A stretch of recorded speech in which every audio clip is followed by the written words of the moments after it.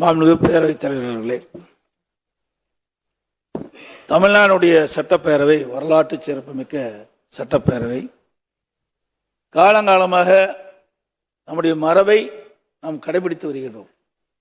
மாண்புமிகு சட்டப்பேரவைத் தலைவர் அவர்கள் அந்த ஆசனத்திலே அமர்ந்து முதலாக பேசுகின்ற பொழுது பல்வேறு தலைவர்களை குறிப்பிட்டெல்லாம் அவர்களுடைய வழியிலே இந்த அவையை நடத்துவேன் என்றெல்லாம் கருத்துக்களை நீங்கள் தெரிவித்தீர்கள். ஆனால் இன்றைய தினம் தாங்கள் சொன்ன அந்த கருத்துக்கள், அந்த மரபுகள் கடைபிடிக்கவில்லை. அதை கடைபிடிக்க வேண்டும் என்று தாழ்மையோடு நான் இந்த நேரத்தில் கேட்டுக்கிறேன். ஏன்னா தாங்கள் சொன்ன கருத்து தான், நான் சொல்லலை. அதோட மாண்புமிகு முதலமைச்சர் அவர்கள் அரசின் தீர்மானத்தை முன்மொழிஞ்சிருக்க, அதை வழிமொழிகிறேன் என்று சொல்லுவதுதான் காலங்காலமாக கடைபிடித்து வந்த இந்த சட்டமன்றத்தினுடைய மரபு. இத மானிய கோரிக்கையில்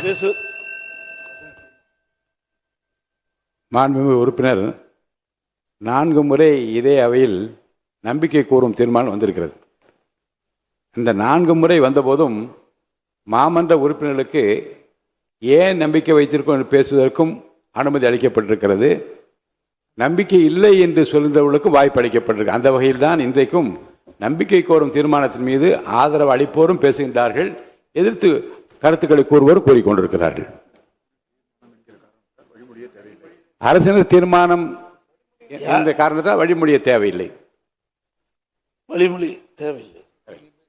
மாண்புமிகு பேரவைத் தலைவர்களே, இங்கே மாண்புமிகு பல்வேறு கட்சியினுடைய தலைவர்களெல்லாம் நம்முடைய கருத்துக்களை பதிவு செய்திருக்கின்றார்கள்.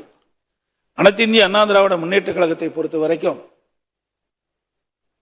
பொன்மனச்செம்மல் புரட்சித் தலைவர் எம்ஜிஆர் காலத்திலும் சரி, மாண்பு அம்மா காலத்திலும் சரி, தாங்கள் சட்டமன்ற உறுப்பினராக இருந்து பணியாற்றியிருக்கின்றீர்கள்.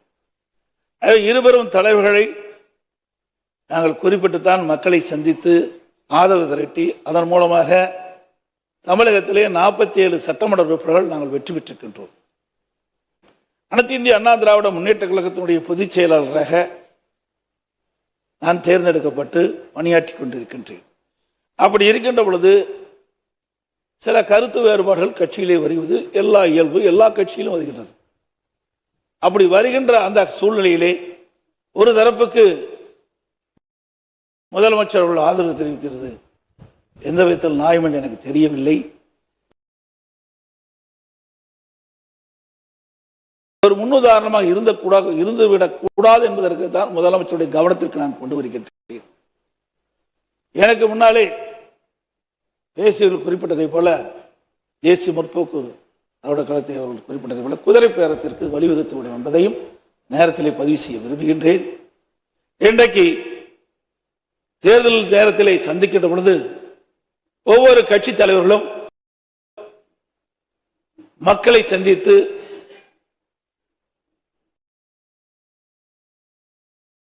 என்ன காரணத்திற்காக எங்களுக்கு வாக்களிக்கிறீர்கள் என்ற கருத்துக்களை நாம் கேட்கின்றோம், சொல்லுகிறோம்.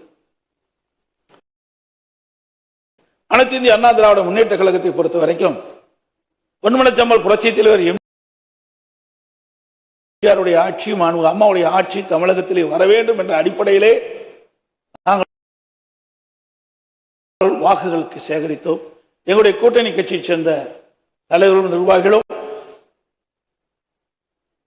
அனைத்து இந்திய அண்ணா திராவிட முன்னேற்ற கழக தலைமையிலே அமைக்கப்பட்ட கூட்டணி வெற்றி பெற வேண்டும், அனைத்து இந்திய அண்ணா திராவிட முன்னேற்ற கழகம் ஆட்சி அமைக்க வேண்டும் என்ற அடிப்படையில் தான் வாக்குகளை நாங்கள் சேகரித்தோம்.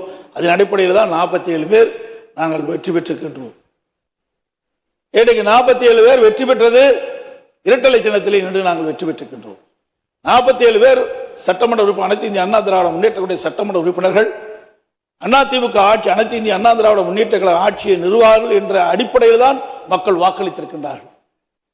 இன்றைக்கு 100% வாக்கு என்று சொன்னால் ஆளுங்கட்சிக்கு 34% வாக்குகள் தான் கிடைத்திருக்கின்றன. 66% மக்கள் வாக்களிக்கவில்லை. அதில் 90% இன்றைக்கு வாக்களிக்கப்பட்ட 10% பேர் வாக்களிக்கவில்லை. ஆக 66% வாக்காளர்கள் வாக்களிக்காத ஒரு சூழ்நிலை இருந்து கொண்டிருக்கின்றதையும் நேரத்திலே அவனுடைய கவனத்துக்கு நான் கொண்டு வர விரும்புகின்றேன். அதோடு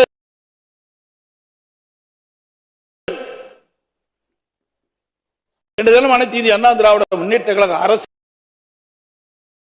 இருக்கின்ற பொழுது இன்றைக்கு இந்தியாவிலேயே தமிழகம் முதன்மை மாநிலமாக உருவாக்குவதற்கு காரணமாக அடித்தளமாக இருந்தது அனைத்து இந்திய அண்ணா திராவிட முன்னேற்ற கழக அரசாங்கம். அந்த காலகட்டத்தில் தான் ஒரே ஆண்டில் 11 அரசு மருத்துவக் கல்லூரியை கொண்டு வந்து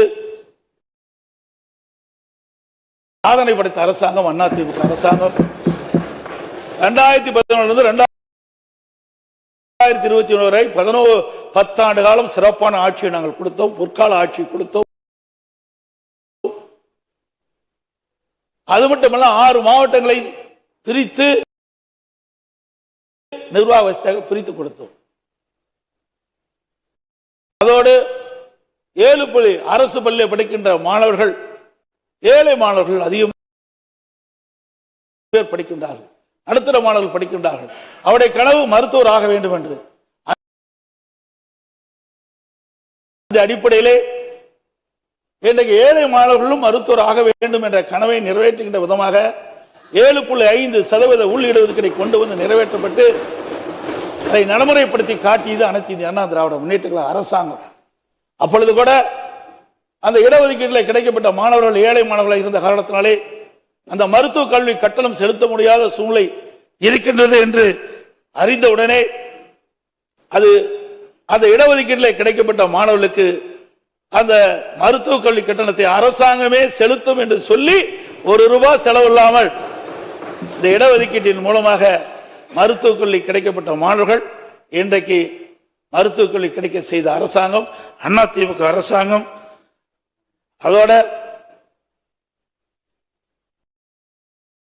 இன்றைக்கு குடிமராமத்து திட்டம் என்ற அற்புதமான திட்டத்தை நாங்கள் கொண்டு வந்தோம். ஏரிகள், குளங்கள், குட்டைகள் அனைத்தும் பல ஆண்டுகளாக தூர்வாராமல் இருந்தது, அணைகள் தூர்வாராமல் இருந்தது. இன்றைக்கு 83 ஆண்டு காலம்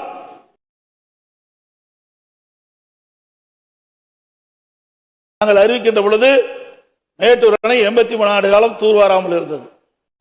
ஆகவே தூர்வாரப்பட்டு வருகிற நீர் அதிகமாக சேமிக்கக்கூடிய சூழ்நிலை உருவாக்கணும். பல தடுப்பணைகளை கட்டி நீரை சேமித்தோம், நிலத்தடி நீரை உயர்த்தினோம்.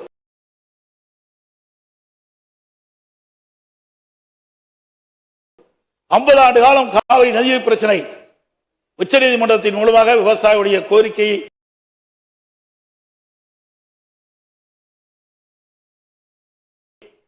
நிறைவேற்றி தந்த அரசு அதிமுக அரசு.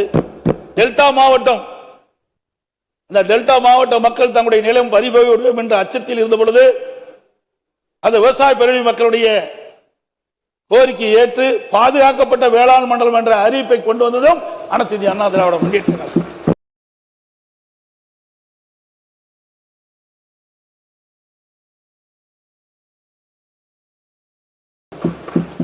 சட்ட ஒழுங்கு இந்தியாவிலே சிறப்பாக இருப்பதற்கு காரணமாக இருந்ததும் அனைத்து இந்திய அண்ணா திராவிட முன்னேற்ற கழக அரசாங்கம் என்பதை நேரத்திலே தெரிவிக்க விரும்புகின்றேன். ஆகவே மாண்புமிகு முதலமைச்சருடைய கவனத்திற்கு கொண்டு வருகின்றேன். எங்களுடைய அனைத்து இந்திய அண்ணா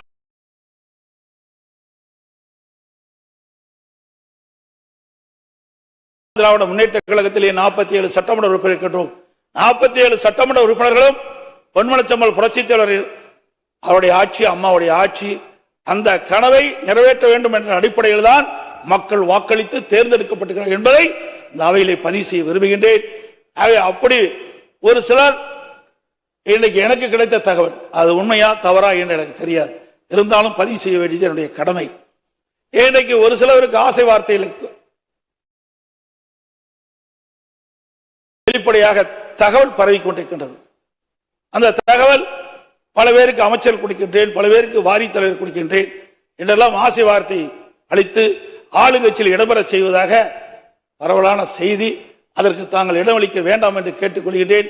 நீங்கள் தூய்மையான ஆட்சி நடத்துவதாக நீங்கள் குறிப்பிட்டீர்கள், வெளிப்படையான ஆட்சி நடத்துவதாக குறிப்பிட்டீர்கள். அந்த எண்ணத்திலிருந்து பிறழாமல் நீங்கள் நடப்பீர்கள் என்று நாங்கள் நம்புகிறோம். ஏனென்றால் நான் ஒரு பொதுச் செயலாளர் என்ற முறையிலே நான் ஆட்சி செய்கின்ற பொழுது பல்வேறு பிரச்சனைகளை நான் சந்தித்திருக்கின்றேன். முதலிலே வறட்சி, பிறகு புயல், கொரோனா, பிறகு பல்வேறு சங்கங்கள், இதையெல்லாம் சந்தித்துத்தான் நாங்கள் இந்த நிலைக்கு வந்திருக்கின்றோம். சாதாரண குடும்பத்தில் பிறந்த ஒருவன், இன்றைக்கு விவசாய குடும்பத்தில் பிறந்த ஒருவர் 4 ஆண்டு காலம் சிறப்பான ஆட்சி கொடுத்திருக்கின்றோம். அந்த ஒரு இக்கட்டான சூழலிலும் மக்களுக்கு தேவையான திட்டங்களை கொண்டு வந்து நிறைவேற்றப்பட்ட அரசு என்பதை இந்த நேரத்தில் சுட்டிக்காட்டி, நான் சொன்னவையெல்லாம் இங்கே அவையில் பதிவு செய்தெல்லாம் மக்களிடத்தில் எடுத்து சொல்லிய காரணத்தினால்தான் எங்களுக்கு 47 இடங்களை மக்கள் கொடுத்திருக்கின்றார்கள். ஆகவே அனைத்து இந்திய அண்ணா திராவிட முன்னேற்ற கழக எப்பொழுதும் மக்களுக்காக சேவை செய்கின்ற இயக்கம். ஆளுங்கட்சியாகவும் சரி, எதிர்கட்சியாகவும் சரி, நான் கடந்த காலத்திலே 5 ஆண்டு காலம் எதிர்கட்சியாக இருக்கின்ற பொழுதும் இதைத்தான் நாங்கள் வலியுறுத்தினோம். இன்னைக்கு மக்களுடைய பிரச்சனையை முன்வைப்புதான் எங்களுடைய நிலை. ஒரு விளக்கு ரொம்ப நேரம் எரிந்து கொண்டிருக்கின்ற பொழுது அது மங்களாக எரியும், அப்பொழுது தூண்டி வருகின்ற பிரகாசம் எரியும். அதே போல இன்றைக்கு அரசாங்கத்திற்கு இன்றைக்கு மக்களுடைய பிரச்சனையை கொண்டு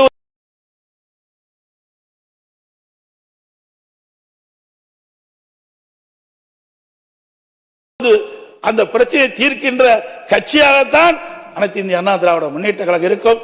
எங்களுக்கு எதிரி கட்சி இல்ல, எதிர்கட்சி என்ற நிலைப்பாட்டில் தான் நாங்கள் எப்பொழுதும் இருப்போம். எங்களுடைய தலைவர்கள் அந்த பாதையைத்தான் எங்கள் வழிவகுத்து சென்று கொண்டிருக்கின்றார்கள் என்பதை இந்த நேரத்தில் பதிவு வைத்து, மாண்புமிகு முதலமைச்சர் அவர்கள் கொண்டு வந்த தீர்மானத்தை நாங்கள் எதிர்க்கின்றோம். அனைத்து இந்திய அண்ணா திராவிட முன்னேற்ற கழக உறுப்பினர்கள் அனைவரும் எதிர்த்துத்தான் வாக்களிப்பார்களா என்பதை தெரிவித்து அமர்கின்றேன்.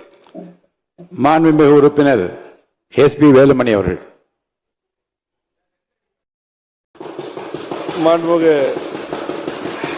மாண்புமிகு பேரவைத் தலைவர் அவர்களே, அதிமுக சட்டமன்ற உறுப்பினர்களுக்கு வாக்களித்த மக்களுக்கு நன்றியை தெரிவித்துக் கொண்டு, என்னுடைய அதே போல மாண்பு உறுப்பினர் உட்காருங்க.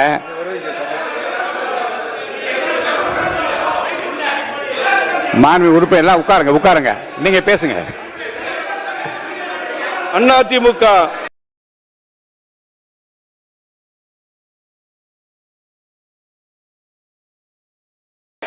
தொண்டர்களுக்கு வாக்களித்த மக்களுக்கு முதலில் நன்றியை தெரிவித்துக் கொண்டு, என்னுடைய தொண்டாமுத்தூர் சட்டமன்ற தொகுதியிலே 5வது முறையாக என்னுடைய தொண்டாமுத்தூர் சட்டமன்ற விளக்கம் சொல்றேன். 5வது முறையாக விளக்கம் சொல்றேன். விளக்கம் சொல்றேன். விளக்கம் சொல்ல முடியும், இல்லைன்னா அவர் பேசிட்டே இருப்பாரு. நீங்க உறுப்பினர் அமர்ந்தால் இருங்க, நீங்க உறுப்பினர் உட்கார்ந்தீங்கன்னா நான் விளக்கம் சொல்றேன். பாருங்க உட்காருங்க. நீங்க முன்னாடியே பேரை கொடுத்தா பேச அனுமதிச்சிருப்பேன். உட்காருங்க. நீங்க உட்காருங்க. உட்காருங்க.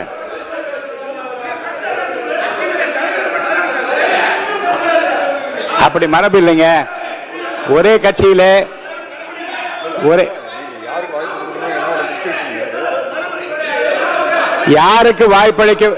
யாருக்கு வாய்ப்பளிக்க வேண்டும் என்பது என்னுடைய உரிமை பார்ப்பட்டது. தயவுசெய்து அதில் யாரும் குறுக்கிட வேண்டாம். நேற்று பேரவைத் தலைவர், துணைத் தலைவர் தேர்தல் நடந்த போது பாராட்டி பேசியவர்களிலே அவர் இருந்தார். இன்றைக்கும்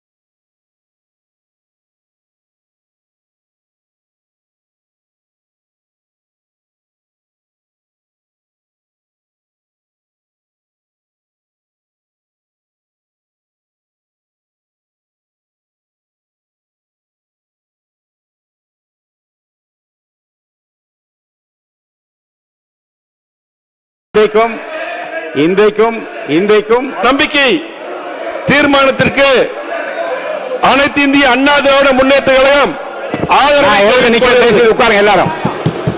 அமருங்க. நான் நிக்கிறேன், தயவுசெய்து உட்காருங்க எல்லாரும். மற்ற உறுப்பினர் அமருங்க, எல்லாரும் அமருங்க.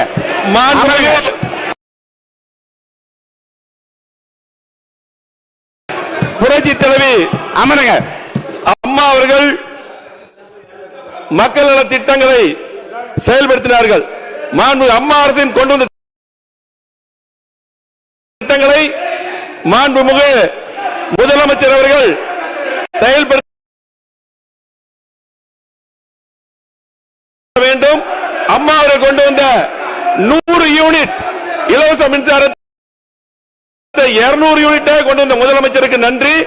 அதே போல் பல்வேறு திட்டங்களை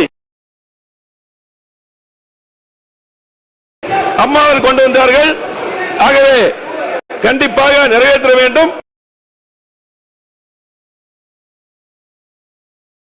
இன்றைக்கு மக்கள் தீர்ப்பளித்து இன்றைக்கு முதலமைச்சருக்கு வாக்களித்துள்ளார்கள். அதற்கு நாங்கள் ஆதரவு அளிக்கிறோம் அதிமுக சார்பாக. அதே போல